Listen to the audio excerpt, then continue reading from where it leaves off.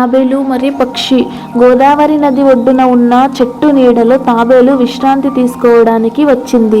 ఆ చెట్టు కొమ్మను గూడులో ఉన్న పక్షిని చూసి ఇలా అన్నది, మీ ఇల్లు ఎంత చెత్తగా ఉంది, విరిగిన కొమ్మలతో కట్టుకున్నారు. వర్షానికి గాలికి ఉంటుందో లేదో తెలియదు, ఇంకా మీకేమి రక్షణ ఇస్తుంది? అంతకంటే దారుణమైనది ఏమిటంటే దానిని మీరు కష్టపడి నిర్మించుకోవాలి. అదే నాపై ఉన్న గూడును చూడు, ఎంత బలంగా ఉందో అంది. ఏ ఇతర గూడు ఇంత గట్టిగా ఉండదు అని కూడా అంది అంటూ వేలన చేసింది.